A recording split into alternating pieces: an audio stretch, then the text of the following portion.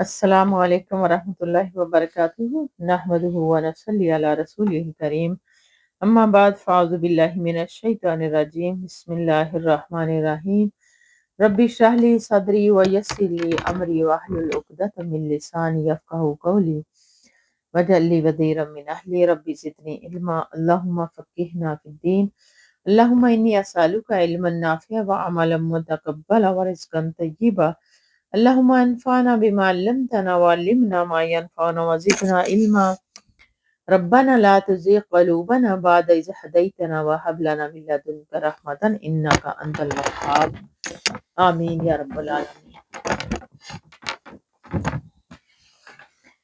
नमाज चाश्त की फजीलत और इसकी कम से कम ज़्यादा से ज़्यादा और दरमियानी तादाद का बयान और इस पर मदावमत यानी हमेशगी करने की तरगीब। हज़रत अबू हुरैरा रज़ी अल्लाह तआला अन्हु बयान फरमाते हैं कि मुझे मेरे खलील सल्लल्लाहु अलैहि वसल्लम ने हर महीने 3 दिन के रोजे रखने, चाश्त के 2 रकात और सोने से पहले वितर अदा करने की वसीयत फरमाई। वाहुल बुखारी व मुस्लिम। यानी सोने से पहले वितर की अदायगी सिर्फ इस शख्स के लिए मुस्तहब है जो रात के आखिरी हिस्से में उठने के बारे में अपने आप पर इत्मीनान नहीं करता। अगर इसे इत्मीनान हो तो फिर वो रात का आखिरी हिस्सा अफजल है। फायदा नंबर 1, वसीयत से मुराद तलकीन व तकीद है, क्योंकि फ़राइज़ के साथ नवाफिल का एहतमाम इंदल्लाह क़ुर्ब ख़ुसूसी का बायस है। 3 दिन से मुराद कोई भी 3 दिन हो सकते हैं, लेकिन अय्याम बैदा यानी कमरी महीने की 13, 14 और 15 तारीख मुराद ली जाए तो ज्यादा बेहतर है, क्योंकि इन अय्याम में खुद रसूलुल्लाह सल्लल्लाहु अलैहि वसल्लम भी रोजे रखते थे।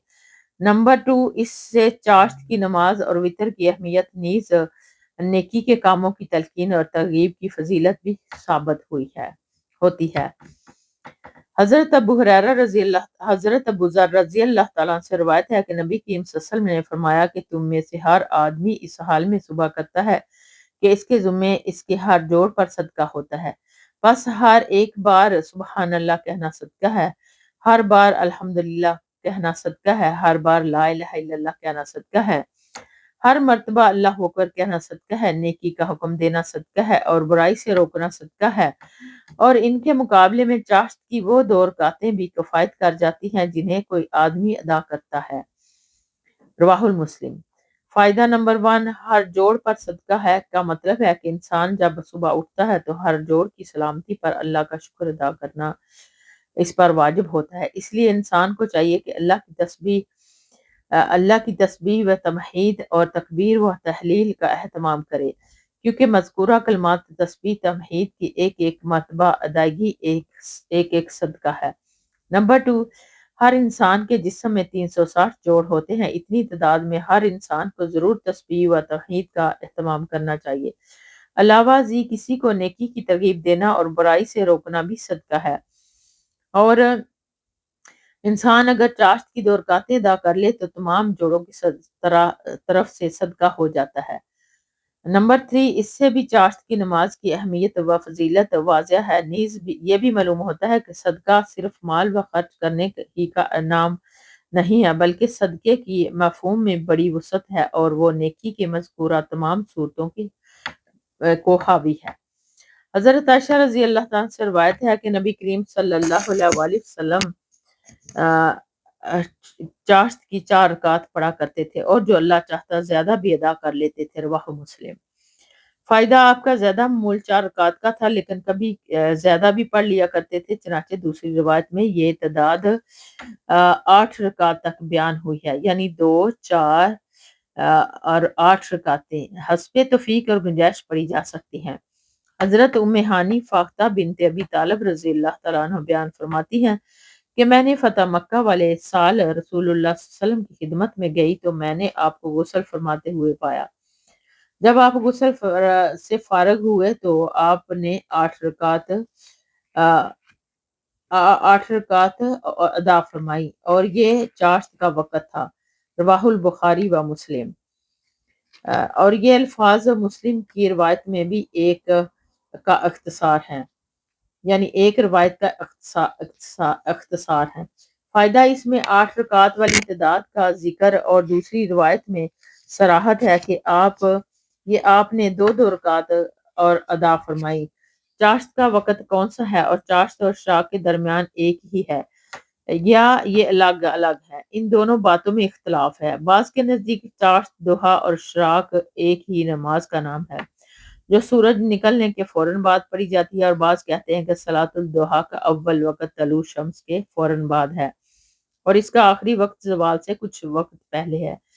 اول وقت پڑھی گئی تو نماز اشراق کی ہے اور آخری وقت میں پڑھی گئی تو نماز چاشت کہا جاتا ہے، اور بعض کہتے ہیں کہ ایک نیزے کے برابر سورج بلند ہونے پر 2 رکعت نماز اشراق کی نماز ہے، اور جب سورج پھیل جائے اور آسمان کی چوتھائی حصے تک ہو جائے تو اس وقت 4 رکعت چاشت کی نماز ہے۔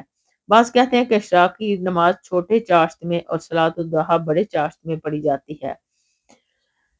جمہوری کے نزدیک یہی مستحب ہے۔ جمہوریت علماء کے نزدیک سورج کے بلند ہونے سے زوال تک چاشت کی نماز جائز ہے، تاہم سورج کو کے خوب چڑھ جانے اور گرمی کی شدت کے وقت پڑھنا افضل ہے۔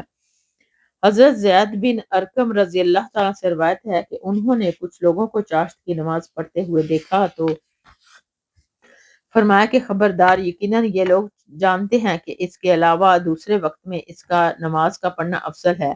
بے شک رسول اللہ صلی اللہ علیہ وسلم نے فرمایا کہ اوابین رجوع کرنے والوں کی نماز اور اس وقت ہے جب گرمی کی شدت سے اونٹوں کے بچوں کے پاؤں جلیں۔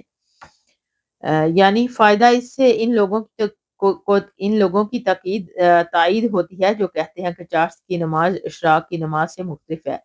اشراق کی نماز سورج کے ایک نیزے کے برابر بلند ہونے پر پڑھ لینی چاہیے، جبکہ چاشت کی نماز اس وقت جب سورج کی حرارت سے جانوروں کے پیروں کو تکلیف اور جلن ہو۔ عام طور پر مغرب کے بعد 6 رکعت نفل نماز کو صلاۃ الاوابین کہا جاتا ہے، جس کی بنیاد ایک ضعیف سند روایت ہے، جبکہ اس صحیح حدیث میں چاشت کی نماز کو صلاۃ الاوابین سے تعبیر کیا گیا ہے، اسی لیے صلاۃ الاوابین اصل میں یہی چاشت کی نماز ہے۔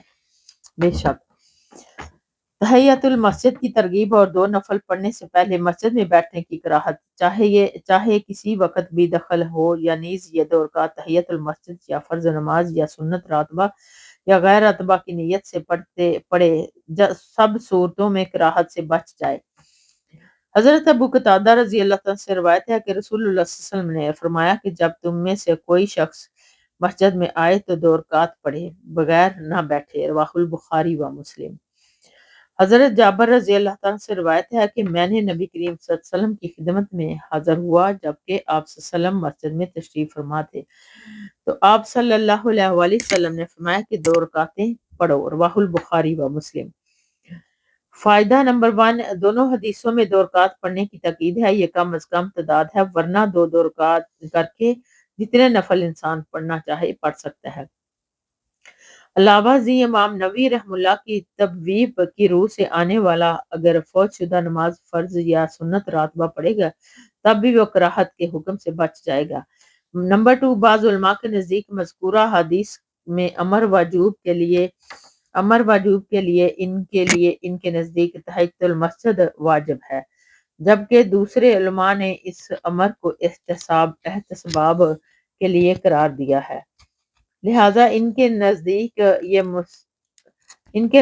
مستحب ہے۔ رسول اکرم صلی اللہ علیہ وسلم کے اہتمام سے معلوم ہوتا ہے کہ ان کو ترک نہیں کرنا چاہیے، لیکن افسوس ہے کہ آج ان 2 رکعتوں کی کوئی اہمیت نہیں دی جاتی، جو سراسر غفلت اور سنت نبوی کو درخور اطنانہ لانے کے مترادف ہے۔ وضو کے بعد 2 رکعت نماز پڑھنے کے وضو کے بعد 2 رکعت پڑھنے کے مستحب ہونے کا بیان۔ حضرت ابو ہریرہ رضی اللہ تعالیٰ سے روایت ہے کہ رسول اللہ صلی اللہ علیہ وسلم نے حضرت بلال سے فرمایا کہ اے بلال، مجھے تم اپنا وہ عمل بتاؤ جو میں نے اسلام میں سب سے پہلا زیادہ امید والا کیا ہے، اس کے لیے میں نے جنت میں اپنے آگے تمہارے جوتوں کی آواز سنی ہے۔ انہوں نے جواب دیا کہ میں نے کوئی عمل اپنے نزدیک اس سے زیادہ امید والا نہیں کیا کہ میں نے رات یا دن کی جس گھڑی میں بھی وضو یا غسل کیا تو اس کے ساتھ جتنی نماز میرے مقدر میں تھی میں نے ضرور پڑھی۔ رواہ البخاری و مسلم اور والعالم۔ فوائد نمبر 1، طہور کا لفظ وضو، غسل اور تیمم تینوں کے لیے استعمال ہوتا ہے کیونکہ تینوں طریقے سے شرعی طہارت حاصل ہوتی ہے جس کے بعد نماز پڑھی جا سکتی ہے۔ اس لیے مطلب یہ ہوگا کہ رات دن کی جس گھڑی میں بھی حضرت بلال وضو یا غسل کرتے تو کچھ نفل نماز ضرور پڑھتے، اور بعض دوسری روایت میں صراحت ہے کہ 2 رکعت پڑھتے۔ اللہ تعالیٰ کو ان کا یہ عمل بہت پسند آیا اور ان کو یہ فضیلت حاصل ہوئی کہ جس کا مشاہدہ خود نبی کریم صلی اللہ علیہ وسلم نے ارشاد فرمایا، یعنی جس کا مشاہدہ خود نبی کریم صلی اللہ علیہ وسلم نے فرمایا۔ نمبر 2، جنت کا یہ مشاہدہ آپ کو معراج کے موقع پر حاصل ہوا یا خواب میں کشف کے طور پر آپ کو کرایا گیا، بہرحال اس سے تحیت الوضو کی فضیلت واضح ہے۔ نمبر 3، بعض علماء کے نزدیک اوقات مکروہہ میں بھی تحیت الوضو اور تحیت المسجد کے نفل پڑھنے جائز ہیں کیونکہ آپ کا حکم عام ہے، جبکہ دوسرے علماء اس عموم میں ان احادیث سے تخصیص کے قائل ہیں جن میں نماز فجر اور نماز عصر کے بعد نفلی نماز پڑھنے سے منع کیا گیا۔ اسی لیے اگر کوئی شخص اوقات مکروہہ میں مسجد میں آ کر تحیت المسجد کے 2 نفل پڑھتا ہے تو دوسرے فریق کو اس میں تشدد نہیں کرنا چاہیے۔ بے شک باب جمعے کے دن کی فضیلت اور نماز جمعہ کے وجوب، اس کے لیے غسل کرنے، خوشبو لگانے، جلدی جانے، جمعے کے دن دعا کرنے، ان میں نبی کریم صلی اللہ علیہ وسلم پر درود پڑھنے اور اس میں قبولیت کی گھڑی اور جمعے کے بعد کثرت سے اللہ کا ذکر کرنے کا بیان۔ اللہ تعالیٰ نے ارشاد فرمایا، قال اللہ تعالیٰ وَإِذَا قُضِيَتِ الصَّلَاةُ فَانتَشِرُوا فِي الْأَرْضِ وَابْتَغُوا مِن فَضْلِ اللَّهِ وَاذْكُرُوا اللَّهَ كَثِيرًا لَعَلَّكُمْ تُفْلِحُونَ۔ یعنی اللہ سبحانہ تعالیٰ نے ارشاد فرمایا، پھر جب جمعے کی نماز پوری ہو جائے تو زمین میں پھیل جاؤ اور اللہ کا فضل تلاش کرو اور کثرت سے اللہ کا ذکر کرو تاکہ تم فلاح پا جاؤ۔ فائدہ آیت میں نماز جمعہ سے فراغت کے بعد اپنی حاجات کے لیے اور تجارت کاروبار کے ذریعے سے اللہ کا فضل تلاش کرنے کے لیے زمین میں پھیل جانے کا حکم دیا گیا، جس سے معلوم ہوتا ہے کہ اسلام میں یہ حکم نہیں ہے کہ جمعے کے دن تم اپنے کاروبار یکسر بند رکھو، بلکہ جمعہ سے قبل اور اس کے بعد دنیاوی معاملات اور کاروبار میں حصہ لینے کی اجازت اور صراحت فرما کر واضح کر دیا کہ صرف نماز اور خطبے کے وقت کاروبار بند رکھو، سارا دن چھٹی کرنا ضروری نہیں۔ حضرت ابو ہریرہ رضی اللہ تعالیٰ عنہ سے روایت ہے کہ رسول اللہ صلی اللہ علیہ وسلم نے ارشاد فرمایا کہ سب سے بہتر دن جس پر سورج طلوع ہوتا ہے جمعے کا دن ہے، اس میں حضرت آدم کو پیدا کیا گیا، اسی میں وہ جنت میں داخل کیے جائیں گے اور اسی میں اس کو جنت سے نکالا گیا۔ رواہ مسلم۔ فائدہ اس میں جمعے کے دن کی فضیلت کا بیان ہے، علاوہ ازیں اس میں بڑے بڑے امور سر انجام پائے، اس سے بھی اس کی فضیلت کا پہلو نمایاں ہوتا ہے۔ حضرت ابو ہریرہ رضی اللہ تعالیٰ عنہ سے روایت ہے کہ رسول اللہ صلی اللہ علیہ وآلہ وسلم نے ارشاد فرمایا کہ جس نے وضو کیا اور اچھے طریقے سے وضو کیا، پھر جمعہ پڑھنے کے لیے آیا اور کان لگا کر خطبہ سنا اور خاموش رہا تو اس جمعے سے دوسرے جمعے تک کے درمیانی مدت اور مزید 3 دن کے گناہ معاف کر دیے جاتے ہیں، اور جس نے کنکریوں کو چھوا اور اس نے لگو کام کیا۔ رواہ مسلم۔ فائدہ نمبر 1، اچھے طریقے سے وضو کرنے کا مطلب سنت کے مطابق وضو کرنا ہے، یعنی اس میں اسراف اور حد سے تجاوز نہ ہو، ہر عضو کو زیادہ سے زیادہ 3 مرتبہ دھوئے، پانی ضرورت سے زائد استعمال نہ کرے اور کوئی جگہ خشک نہ رہے۔ نمبر 2، اس سے یہ بھی معلوم ہوا کہ گھر سے وضو کر کے مسجد میں آنا زیادہ فضیلت کا باعث ہے۔ نمبر 3، اس 10 دن کے گناہ معاف ہو جاتے ہیں کیونکہ ایک نیکی کا اجر کم از کم 10 گنا ہے، تو گناہ سے صغیرہ گناہ مراد ہیں، ورنہ کبیرہ گناہ خالص توبہ کے بغیر اور حقوق العباد سے متعلق گناہ اس کی تلافی اور ازالے کے بغیر معاف نہیں ہوں گے۔ خطبے کو خاموشی اور توجہ سے سننا چاہیے، تنکوں اور کینکریوں کے ساتھ کھیل کود میں مصروف نہ ہوا جائے۔ یہ ایک لغو اور بے فائدہ کام ہے، بلکہ آداب خطبہ کے منافی ہے کہ باعث سراسر گناہ ہے۔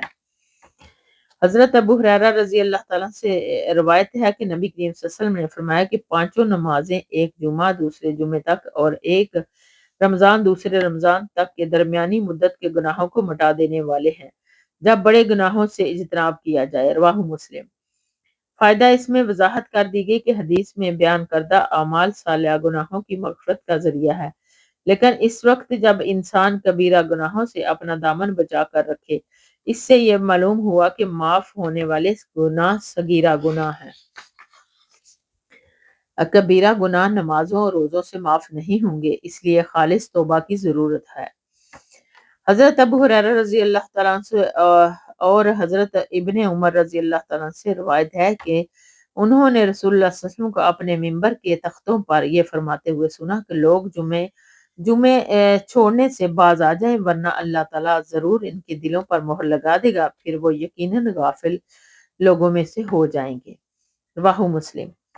فائدہ غافل لوگوں میں سے ہو جائیں گا مطلب ہے کہ جو اللہ کے ذکر اور اس کے احکام سے بالکل بے پرواہ ہوں، اور ایسے لوگ کافر اور منافقین ہی ہوتے ہیں جن کا ٹھکانہ جہنم ہے۔ گویا کہ مسلسل جمعے کی نمازوں کا ترک ایک ایسا خطرناک فعل ہے کہ اس سے دلوں پر مہر لگ جاتی ہے، جس کے بعد انسان کی فلاح اخروی کی امید ختم ہو جاتی ہے۔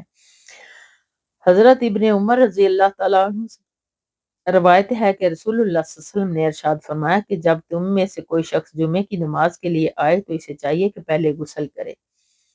رواہ البخاری و مسلم۔ محتلم سے مراد بالغ اور احب سے مراد وجوب اختیاری ہے، استحباب ہے، جیسے ایک آدمی اپنے ساتھی سے کہے تیرا حق مجھ پر واجب ہے، موقدہ ہے، یا نہ کہ ایسا واجب ہے کہ ترک پر سزا اور عقوبت ہے۔ واللہ علم۔ فائدہ نمبر 1، اس حدیث سے استدلال کرتے ہوئے بعض علماء نے جمعے کی نماز کے لیے غسل کو واجب قرار دیا ہے، اور جو وجوب کے قائل نہیں ہیں وہ امام نبی کی طرح واجب کے مذکور طویل کر لیتے ہیں۔ وجوب یا استحباب غسل میں عورتیں بھی شامل ہیں اگر وہ جمعے کے لیے نماز میں جانا پسند کریں۔ نمبر 2، راجہ یہی ہے کہ بغیر مجبوری کے جمعے کا غسل ترک نہ کیا جائے۔ حضرت سمرہ رضی اللہ تعالیٰ سے روایت ہے کہ رسول اللہ صلی اللہ علیہ وسلم نے ارشاد فرمایا کہ جس نے جمعے کے دن وضو کیا اور اس نے اچھا اور بہتر کیا اور جس نے غسل کیا تو اس غسل افضل ہے۔ اسے ابو داؤد ترمذی نے روایت کیا ہے، امام ترمذی نے اسے حسن روایت فرمایا ہے۔ فائدہ نمبر 1، یہ حدیث عدم وجوب غسل کے قائلین کے لیے دلیل ہے کہ کیونکہ ایک تو اس میں وضو کی رخصت بھی دی گئی ہے، جبکہ اسے اچھا قرار دیا گیا، اور دوسرے غسل کو افضل بتلایا گیا، جس سے ترک غسل کی اجازت نہیں نکلتی ہے۔ بہرحال اس کے مستحب اور مسنون ہونے میں کوئی شبہ نہیں۔ غسل کا وقت طلوع فجر سے خطبہ جمعہ کا وقت ہونے تک ہے۔ نمبر 2، جو لوگ وجوب الغسل کے قائل ہیں وہ کہتے ہیں کہ کسی چیز کی افضلیت اس کے عدم وجوب پر دلالت نہیں کرتی، جیسا کہ نماز باجماعت ادا کرنا واجب ہے، لیکن یہ کہا گیا ہے کہ جماعت کے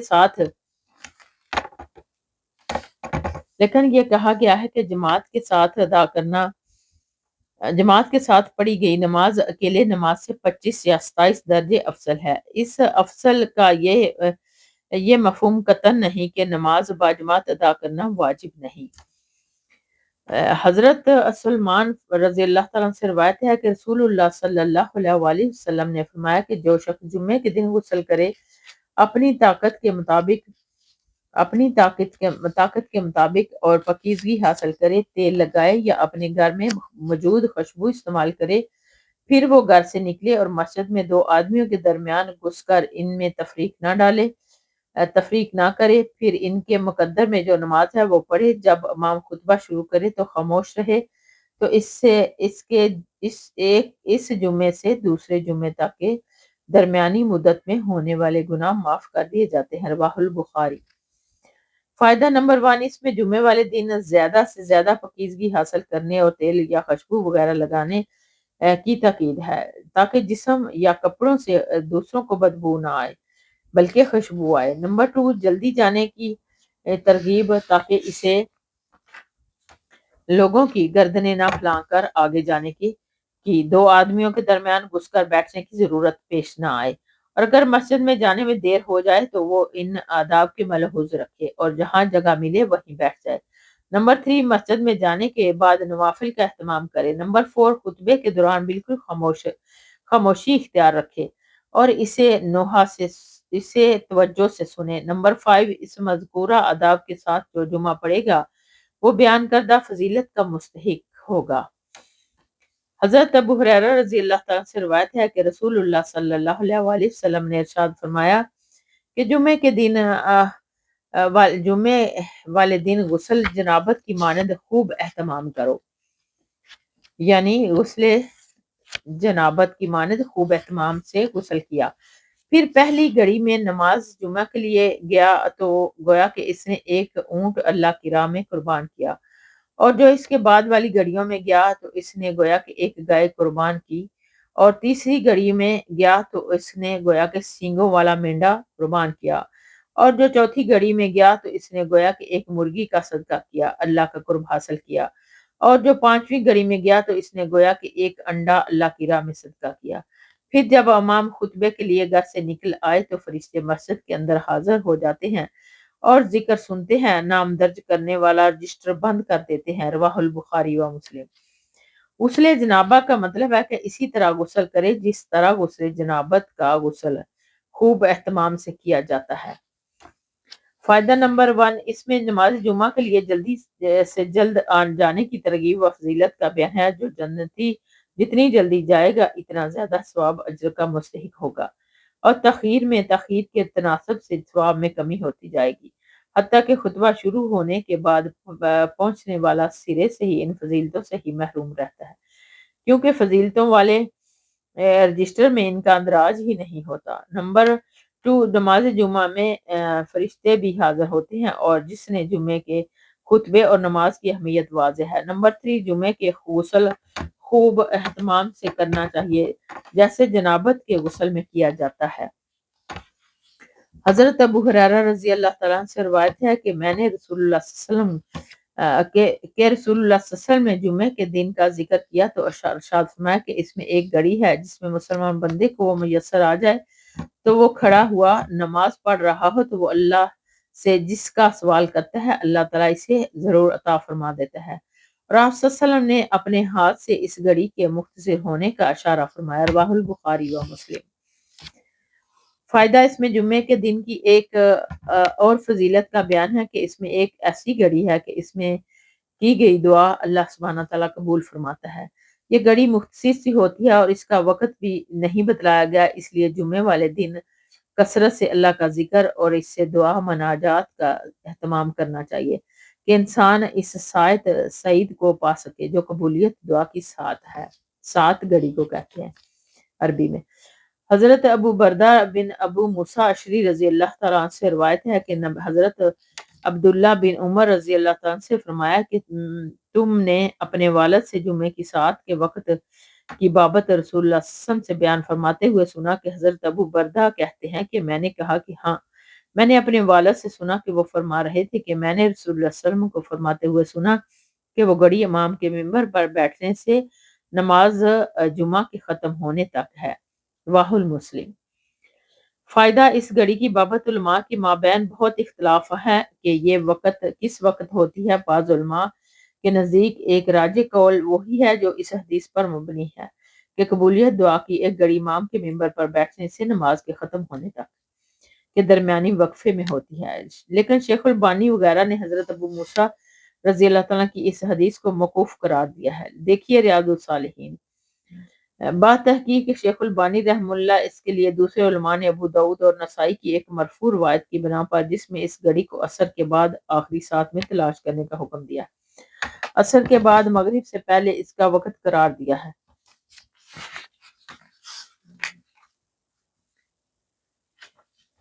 حضرت اوس بن اوس رضی اللہ تعالیٰ عنہ سے روایت ہے کہ رسول اللہ صلی اللہ علیہ وسلم نے فرمایا کہ تمہارے دنوں میں سب سے زیادہ فضیلت والے دن جمعے کا ہے، بس تم اس دن مجھ پر کثرت سے درود پڑا کرو، اس لیے کہ تمہارا درود مجھ پر پیش کیا جاتا ہے۔ اسے ابو داؤد نے صحیح سند کے ساتھ روایت کیا ہے۔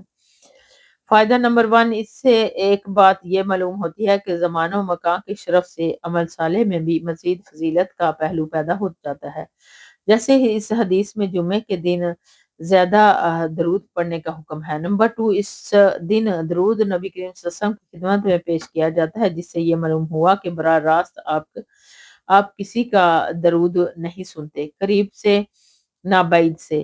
قریب سے سننے کی ایک روایت مشہور ہے، لیکن وہ صحیح نہیں ہے، اس لیے صحیح بات یہی ہے کہ آپ خود کسی کا درود نہیں سنتے، فرشتے ہی آپ تک درود پہنچاتے ہیں۔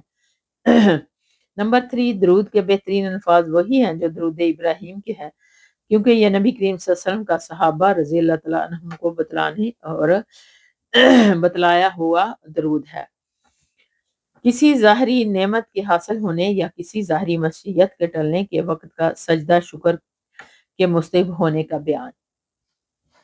حضرت سعد بن ابی وقاص رضی اللہ تعالیٰ عنہ بیان فرماتے ہیں کہ ہم رسول اللہ صلی اللہ علیہ وسلم کے ساتھ مکے سے مدینے جانے کی نیت سے نکلے، بس جب ہم ازورا جگہ کے قریب پہنچے تو آپ اپنی سواری سے نیچے اترے اور دونوں ہاتھ اٹھا کر کچھ دیر اللہ سے دعا مانگی، پھر آپ سجدے میں گر گئے اور کافی دیر تک سجدے میں رہے، پھر کھڑے ہوئے اور اپنے ہاتھ اٹھا کر کچھ دیر دعا فرمائی، پھر سجدے میں گر گئے۔ اسی طرح آپ نے 3 مرتبہ کیا اور فرمایا کہ میں نے اپنے رب سے سوال کیا اور اپنی امت کے لیے شفاعت کی تو اللہ تعالیٰ نے مجھے میری امت کا 1/2 حصہ عطا فرمایا۔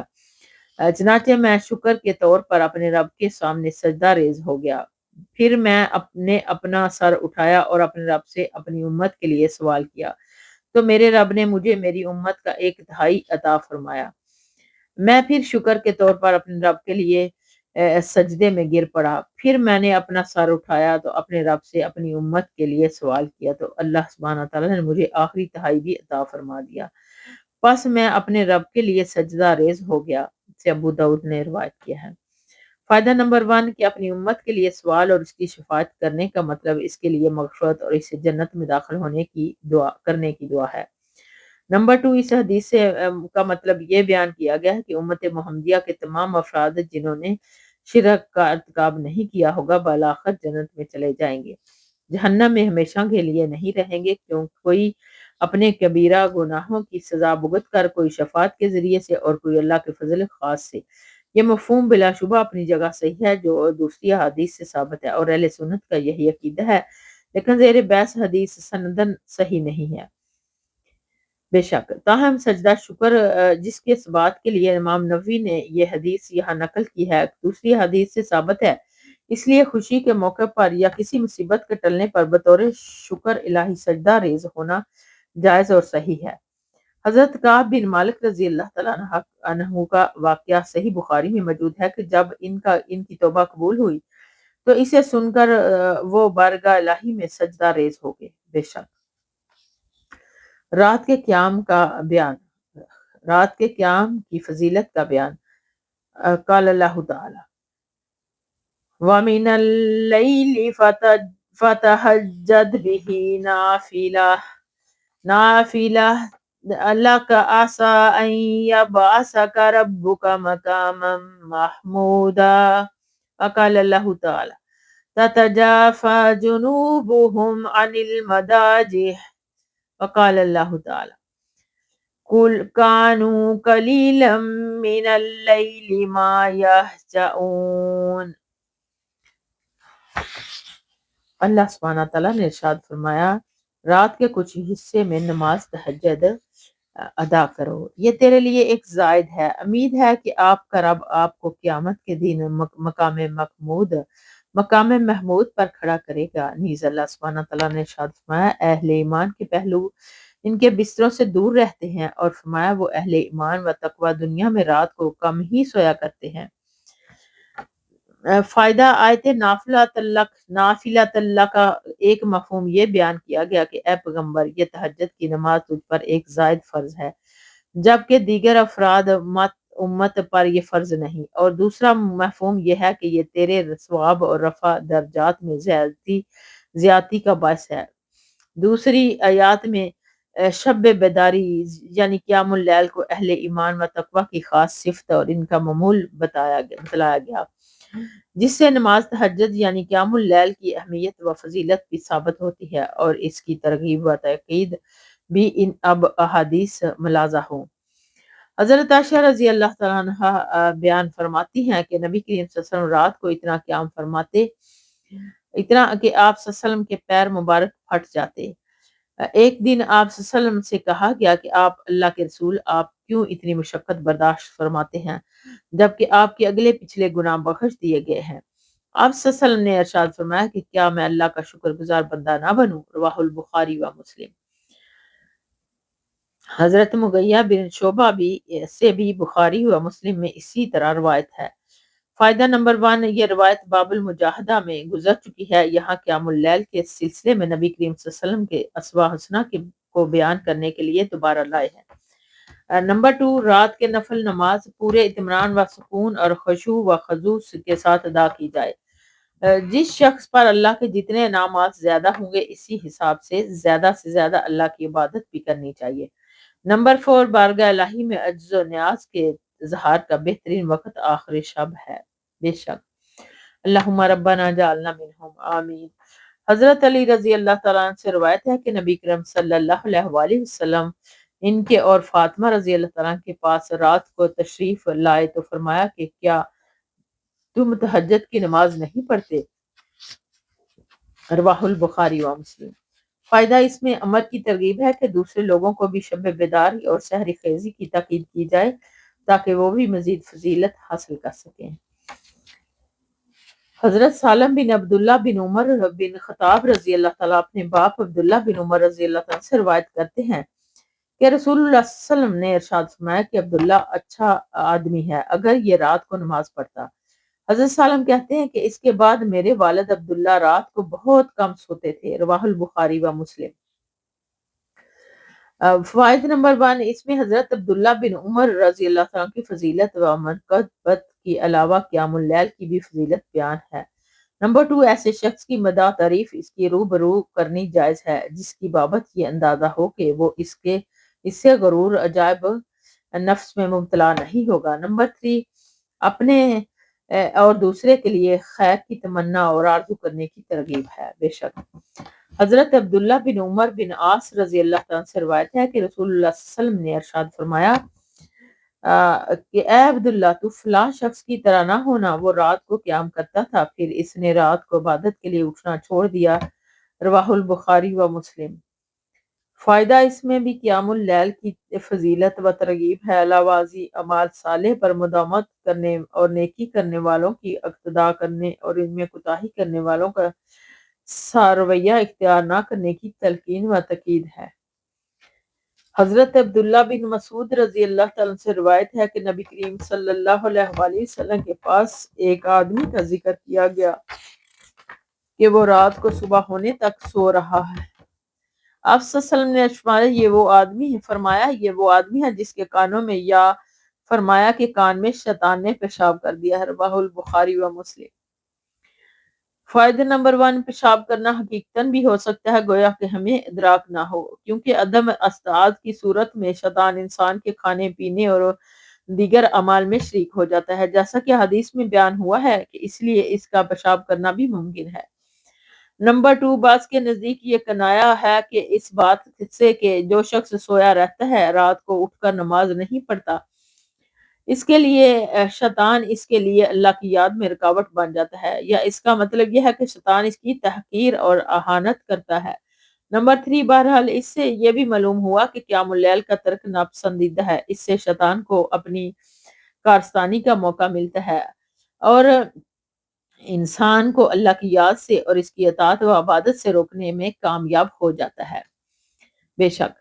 حضرت ابو ہریرہ رضی اللہ تعالیٰ عنہ سے روایت ہے کہ رسول اللہ صلی اللہ علیہ وسلم نے فرمایا کہ شیطان تم میں سے ہر ایک کی گدی پر جب وہ سوتا ہے تو 3 گرے لگا دیتا ہے، ہر گروہ پر وہ منتر پڑتا ہے، یعنی افسوں پھونکتا ہے، تیرے لیے رات بہت لمبی ہے پس خوب سو۔ اگر وہ بیدار ہو کر اللہ کا ذکر کرتا ہے تو ایک گرہ کھل جاتی ہے، پھر اگر وضو بھی کر لے تو ایک گرہ اور کھل جاتی ہے، پھر اگر اس نے نماز بھی پڑھی تو تمام گرہیں کھل جاتی ہیں، اور وہ صبح اس حال میں کرتا ہے کہ وہ حشاش بشاش اور پاکیزہ نفس ہے، ورنہ اس کی صبح اس حال میں ہوتی ہے کہ وہ خبیث نفس اور سست ہوتا ہے۔ رواہ البخاری و مسلم۔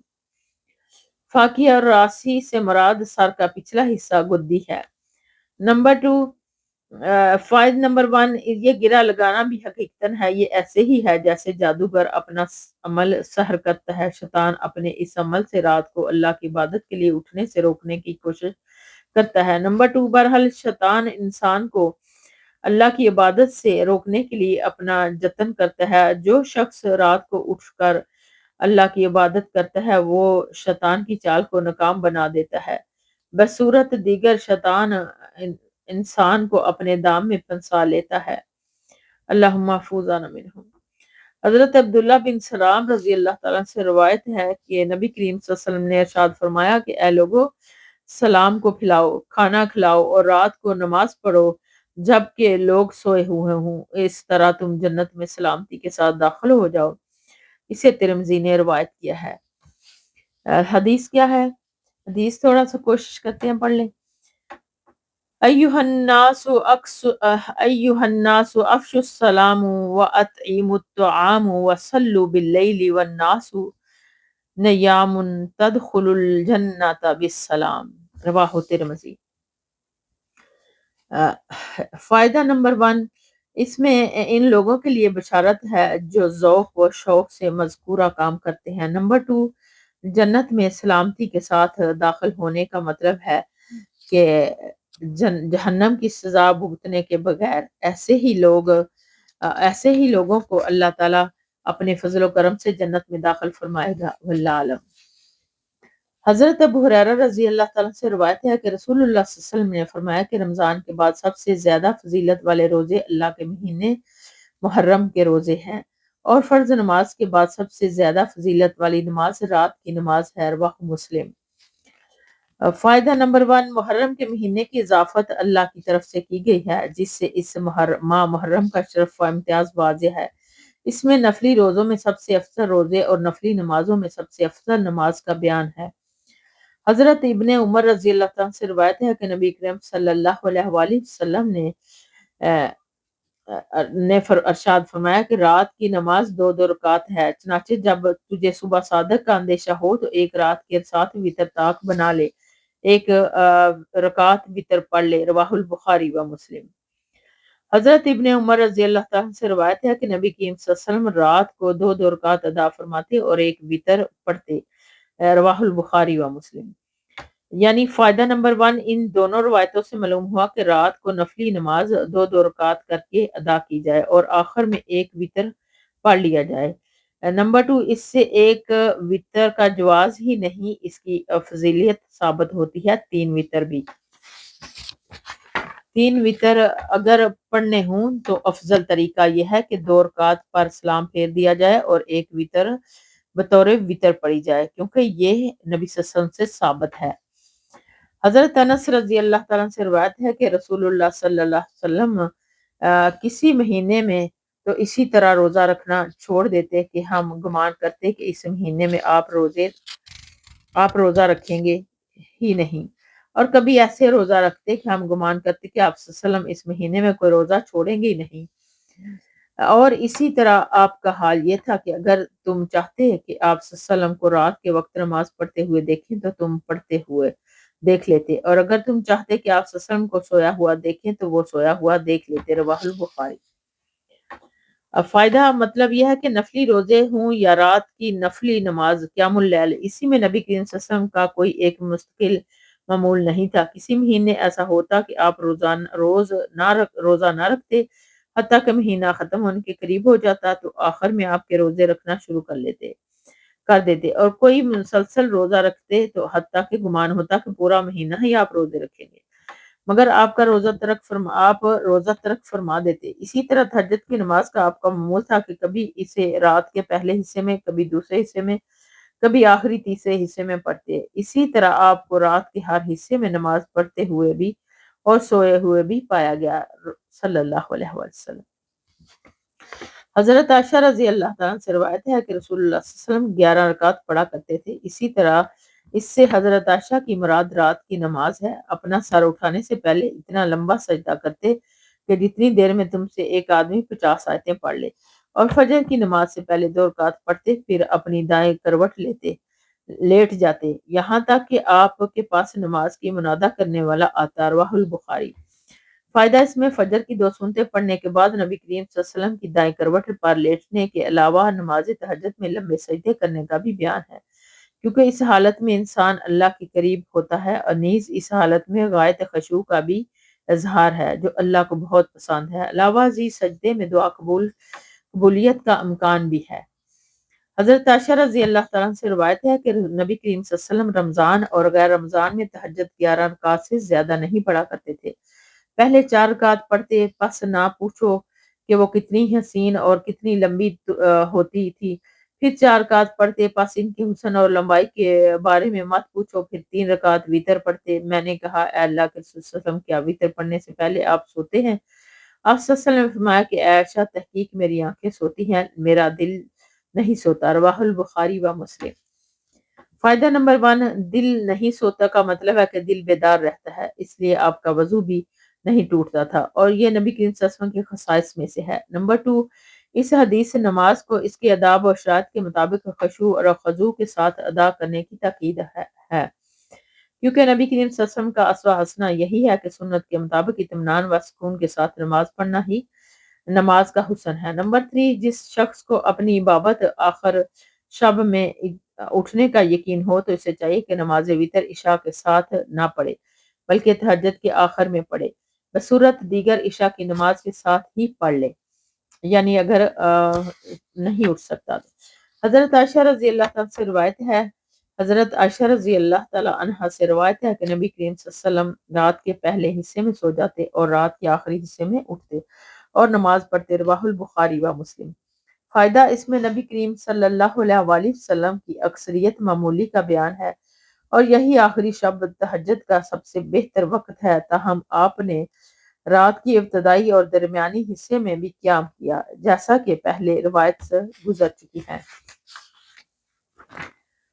حضرت ابن مسعود رضی اللہ تعالیٰ عنہ بیان کر فرماتے ہیں کہ میں نے ایک رات نبی کریم صلی اللہ علیہ وسلم کے ساتھ نماز پڑھی، آپ صلی اللہ علیہ وسلم برابر کھڑے رہے یہاں تک کہ میں نے ایک برے کام کا ارادہ کیا۔ ان سے پوچھا کہ آپ نے کس چیز کا ارادہ کیا تھا؟ انہوں نے جواب دیا کہ میں نے یہ ارادہ کیا کہ میں بیٹھ جاؤں اور آپ کو چھوڑ دوں۔ رواہ البخاری و مسلم۔ فائدہ نمبر 1، اس سے معلوم ہوا کہ رات کا قیام خوب لمبا ہو، یعنی کہ رات رکوع، قوما، سجدہ، ہر رکن طویل اور نہایت اطمینان اور سکون کے ساتھ ہو۔ نمبر 2، نفلی نماز باجماعت جائز ہے۔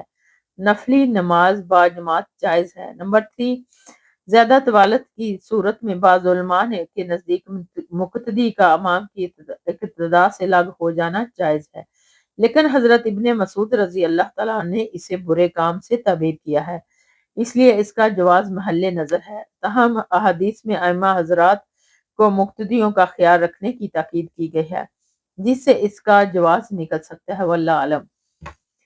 حضرت حذیفہ رضی اللہ تعالیٰ سے روایت ہے کہ میں نے ایک رات نبی کریم صلی اللہ علیہ وسلم کے ساتھ نماز پڑھی تو آپ صلی اللہ علیہ وسلم نے سورۃ بقرہ پڑھنی شروع کر دی۔ میں نے دل میں کہا کہ 100 آیتیں آپ رکوع فرمائیں گے، لیکن آپ نے تلاوت جاری رکھی۔ میں نے خیال کیا کہ آپ یہ سورت پوری رکعت میں نماز کی 2 رکعتوں میں ختم کریں گے، لیکن آپ نے تلاوت جاری رکھی۔ پھر میں نے خیال کیا کہ آپ اس کے ساتھ سورت ختم کر کے رکوع کریں گے، لیکن آپ نے سورۃ نساء پڑھنی شروع کر دی اور وہ ساری پڑھ لی۔ پھر آپ نے سورۃ آل عمران کی تلاوت شروع فرما دی اور وہ بھی ساری پڑھ لی۔ آپ ٹھہر ٹھہر کر تلاوت فرماتے۔ جب آپ ایسی آیت کے پاس گزرتے جس میں تسبیح کا ذکر ہوتا تو آپ اللہ کی تسبیح کرتے، اور جب کسی سوال والی آیت کے پاس سے گزرتے تو اللہ سے سوال کرتے، اور جب کسی پناہ مانگنے والی آیت سے گزرتے تو پناہ طلب فرماتے۔ پھر آپ نے رکوع کیا اور پڑھتے رہے سبحان ربی العظیم۔ آپ کا رکوع بھی آپ کے قیام کے برابر تھا۔ پھر آپ نے رکوع سے سر اٹھایا اور فرمایا سمی اللہ لمن حمیدہ ربنا لک الحمد، پھر آپ دیر تک کھڑے رہے، تقریباً اتنا جتنا آپ نے رکوع فرمایا تھا، پھر آپ نے سجدہ کیا اور اس میں فرمایا سبحان ربی الاعلی، اور آپ کا سجدہ بھی آپ کے قیام کے برابر تھا۔ رواہ مسلم۔ فائدہ نمبر 1، یہ روایت اس سے قبل باب المجاہدہ رقم 102 میں گزر گئی ہے۔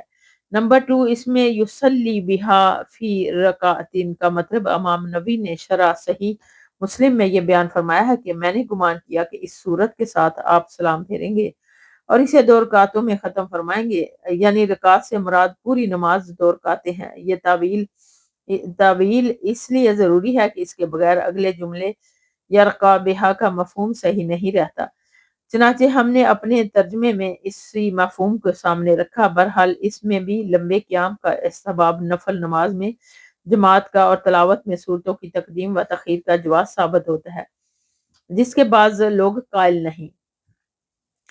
حضرت جابر رضی اللہ عنہ سے روایت ہے کہ رسول اللہ صلی اللہ علیہ وسلم سے سوال کیا گیا کہ کون سی نماز افضل ہے، آپ صلی اللہ علیہ وسلم نے فرمایا کہ لمبے قیام والی نماز۔ مسلم۔ قنوت سے مراد قیام ہے۔ فائدہ معلوم ہوا کہ نماز کے تمام ارکان رکوع سجدہ وغیرہ میں قیام لمبا کرنا سب سے بہتر ہے، کیونکہ قیام جتنا لمبا ہوگا قرآن اتنا ہی زیادہ پڑھا جائے گا، اور قرآن چونکہ افضل ذکر ہے اس لیے طول قیام بھی افضل ہے۔ حضرت عبداللہ بن عمر بن عاص رضی اللہ عنہ سے روایت ہے کہ رسول اللہ صلی اللہ علیہ وسلم نے ارشاد فرمایا کہ اللہ کو سب سے زیادہ محبوب نماز حضرت داؤد علیہ السلام کی نماز ہے، اور اللہ کو سب سے زیادہ محبوب روزہ حضرت داؤد علیہ السلام کا روزہ ہے۔ وہ آدھی رات سوتے تھے اور اس کے تیسرے حصے میں عبادت کے لیے اٹھ جاتے اور اس کے چھٹے حصے میں پھر سو جاتے، اور ایک دن روزہ رکھتے اور ایک دن چھوڑ دیتے، روزہ نہ رکھتے۔ رواہ البخاری۔ فائدہ نمبر 1، اس سے معلوم ہوا کہ اس سے چونکہ آپ پر سختی کرنے سے روکا گیا حتیٰ کہ عبادت میں بھی افراط و تلق سے منع کیا گیا، اس لیے ساری رات جاگ کر عبادت کرنا یا ہمیشہ روزہ رکھنا بھی اسلام میں ممنوع اور ناپسندیدہ ہے۔ نمبر 2، خود نبی کریم صلی اللہ علیہ وسلم کا اسوہ حسنہ بھی اعتدال کا بہترین نمونہ ہے کہ بنابری اس حدیث میں حضرت داؤد علیہ السلام کے روزے اور نماز کو عند اللہ سب سے زیادہ محبوب قرار دیا گیا، کیونکہ اس میں سے بھی وہ میانہ روی ہے جس کے اپنانے میں اسلام نے تاکید کی ہے۔ حضرت جابر رضی اللہ تعالیٰ بیان کرتے ہیں کہ میں نے رسول اللہ صلی اللہ علیہ وسلم کو فرماتے ہوئے سنا کہ رات میں ایک گھڑی لمحہ ہے، جس مسلمان آدمی کو وہ میسر آ جائے تو اس میں دنیا اور آخرت کے معاملے میں کسی بلائی کا سوال کرے تو وہ اللہ تعالیٰ اسے ضرور عطا فرما دیتا ہے، اور یہ گھڑی ہر رات کو ہوتی ہے۔ رواہ مسلم۔ فائدہ نمبر 1، یہ گھڑی بھی جمعے کی گھڑی کی طرح اگرچہ غیر متعین ہے، تاہم بھی بالعموم رات کی آخری گھڑیوں میں ہوتی ہے، کیونکہ عبادت کا افضل وقت وہی ہے۔ اس کے ابہام میں بھی لیلۃ القدر کی طرح حکمت یہی ہے کہ انسان زیادہ سے زیادہ وقت اللہ کی عبادت، اسی کے ذکر اور اس سے دعا مناجات میں گزارے۔ رجل مسلم، مسلمان آدمی سے مراد مرد اور عورت دونوں ہیں۔ حضرت ابو ہریرہ رضی اللہ عنہ سے روایت ہے کہ نبی کریم صلی اللہ علیہ وسلم نے فرمایا کہ جب تم میں سے کوئی شخص رات کو عبادت کے لیے کھڑا ہو تو وہ نماز کا آغاز اور مختصر رکعتوں سے کرے۔ رواہ مسلم۔ حضرت عائشہ رضی اللہ تعالیٰ عنہ بیان فرماتی ہیں کہ رسول اللہ صلی اللہ علیہ وسلم جب رات کو قیام فرماتے تو اپنی نماز تہجد کا آغاز 2 مختصر رکعتوں سے فرماتے تھے۔ رواہ مسلم۔ حضرت عائشہ رضی اللہ عنہ سے روایت ہے کہ جب نبی کریم صلی اللہ علیہ وسلم درد یا کسی اور وجہ سے رات کی نماز چھوٹ جاتی تو آپ دن کو 12 رکعتیں ادا فرماتے۔ رواہ مسلم۔ فائدہ نمبر 1، اس سے مراد نفل نماز ہے نہ کہ فرض۔ نمبر 2، اس سے معلوم ہوا کہ سنتوں کی قضا درست ہے بشرط یہ کہ انسان اپنا معمول نہ بنائے۔ حضرت عمر بن خطاب رضی اللہ عنہ سے روایت ہے کہ رسول اللہ صلی اللہ علیہ وسلم نے فرمایا کہ جو شخص اپنے مقررہ وظیفے یا اسی قسم کی کسی چیز سے سو یا رہ جائے بس وہ اسے فجر اور ظہر کی نماز کے درمیان پڑھ لے تو اس کے لیے لکھا جاتا ہے گویا کہ اس نے وہ رات ہی کو پڑھا ہے۔ رواہ مسلم۔ فائدہ نمبر 1، یہ روایت اس سے قبل باب المحافظہ علی الاعمال میں گزر چکی ہے۔ نمبر 2، حسبہ کے لغوی معنی ہے حصہ اور باری، یہاں اس سے وظیفہ مراد ہے جو انسان اپنے طور پر مقرر کر لیتا ہے، مثلا میں رات کو تہجد کی 8 رکعت پڑھوں گا اور ہر روز ایک پارہ قرآن مجید کا پڑھوں گا، یا اتنی اتنی بار اللہ کا فلاں فلاں ذکر کروں گا، وَعَلَى هَذَا الْقِيَاسِ، پھر وہ اپنے عزم کے مطابق امکانی حد تک عمل کرنے کی کوشش کرے، لیکن اگر کسی وقت اس پر نیند کا غلبہ ہو جائے اور اپنا وظیفہ پورا نہ کر سکے تو بعد میں وظیفہ پورا کر لے، اللہ کے ہاں اسی طرح لکھا جائے گا گویا کہ اس نے اپنے وقت ہی پر پورا کیا ہے۔ نمبر 3، اس سے نفلی اعمال خیر و قضا کا احتساب معلوم ہوتا ہے۔ حضرت ابو ہریرہ رضی اللہ تعالیٰ سے روایت ہے کہ رسول اللہ صلی اللہ علیہ وسلم نے فرمایا کہ اللہ تعالیٰ اس شخص پر رحم فرمائے جو رات کو اٹھ کر اللہ کی عبادت کرے اور نماز پڑھے اور اپنی بیوی کو بھی بیدار کرے، اور اگر وہ انکار کرے تو اس کے منہ پر پانی کے چھینٹے مارے۔ اللہ تعالیٰ اس عورت پر رحم فرمائے جو رات کو اٹھ کر عبادت کرے اور نماز پڑھے اور اپنے خامد کو بھی جگائے، اور اگر وہ انکار کرے تو اس کے منہ پر پانی کے چھینٹے مارے۔ اسے ابو داؤد نے صحیح سند کے ساتھ روایت کیا ہے۔ فائدہ، اس میں نیک میاں بیوی کا کردار بیان کیا گیا ہے اور وہ نیکی اطاعت کے کاموں میں ایک دوسرے کی مدد کرتے ہیں۔ حضرت ابو ہریرہ رضی اللہ تعالیٰ عنہ اور حضرت ابو سعید خدری رضی اللہ تعالیٰ عنہما سے روایت ہے کہ رسول اللہ صلی اللہ علیہ وسلم نے ارشاد فرمایا کہ جب آدمی رات کو اپنے گھر والوں کو بیدار کرے اور دونوں نماز پڑھیں، یا راوی کو شک ہے کہ بیک وقت دو رکعتیں پڑھیں، تو ان دونوں کو ذاکرین اور ذاکرات بہت زیادہ ذکر کرنے والوں میں لکھ دیا جاتا ہے۔ اسے ابو داؤد نے صحیح سند کے ساتھ روایت کیا ہے۔ فائدہ، مسائل جمعیاً نے بعض لوگوں نے استدلال کیا ہے کہ دونوں میاں بیوی جماعت سے نفلی نماز پڑھیں، لیکن جمعیت کا مطلب یہ نہیں کہ بالکل، اس کا مفہوم یہ ہے کہ یہ دونوں نے یک وقت نفلی نماز پڑھی۔ یہ ضروری نہیں کہ جماعت کے ساتھ ہی پڑھیں۔ وَالذَّاكِرِينَ اللَّهَ كَثِيرًا وَالذَّاكِرَاتِ السورۃ احزاب کی آیت ہے جس میں نیک مردوں اور نیک عورتوں کی صفات کا اور ان کی فضیلت کا، اجر و ثواب کا ذکر ہے۔ حضرت عائشہ رضی اللہ تعالیٰ سے روایت ہے کہ نبی کریم صلی اللہ علیہ وسلم نے ارشاد فرمایا کہ جب تم میں سے کسی شخص کو نماز میں اونگ آئے تو اسے چاہیے کہ وہ سو جائے جب تک کہ اس کی نیند چلی جائے، کیونکہ جب تم میں سے کوئی اونگتا ہے نماز پڑھتا ہے اونگتا ہوا نماز پڑھتا ہے تو ہو سکتا ہے کہ استغفار کرنے کی بجائے وہ اپنے آپ کو گالی دینے لگے۔ رواہ البخاری و مسلم۔ حضرت ابو ہریرہ رضی اللہ تعالیٰ سے روایت ہے کہ رسول اللہ صلی اللہ علیہ وسلم نے ارشاد فرمایا کہ جب تم میں سے کوئی شخص رات کو عبادت کے لیے کھڑا ہو اور قرآن کا پڑھنا غلبہ نیند کی وجہ سے اس کی زبان پر مشکل ہو رہا ہو اور اس کو کوئی علم نہ ہو کہ وہ کیا کہہ رہا ہے، تو اسے چاہیے کہ وہ لیٹ جائے، تھوڑی دیر سو لے۔ رواہ مسلم۔ فائدہ، نماز کے لیے چونکہ حضور قلب اور خضوع نہایت ضروری ہے، اس لیے نماز ایسی حالت میں پڑھنی چاہیے کہ جب انسان تازہ دم ہو، اس کے اندر سستی اور تھکاوٹ نہ ہو۔ اس لیے مذکورہ دونوں حدیثوں میں غلبہ نیند کے وقت نماز پڑھنے سے روک دیا گیا، کیونکہ ایسی حالت میں بارگاہ الہی میں عجز و نیاز کا صحیح اظہار نہیں ہو سکتا جو نفل کی اصل روح ہے۔ بنابری ایسی حالت میں انسان کو سو کر پہلے اپنی نیند پوری کر لینی چاہیے، کیونکہ اس کے بعد ہی اسے قرآن پڑھنے اور دعا مناجات اور توبہ استغفار کرنے اور نماز پڑھنے میں مزہ آئے گا۔ بے شک صحیح بات۔ وآخر دعوانا ان الحمد للہ رب العالمین۔ سبحانک اللہم وبحمدک، نشہد ان لا الہ الا انت، نستغفرک ونتوب الیک۔ السلام علیکم ورحمۃ اللہ وبرکاتہ۔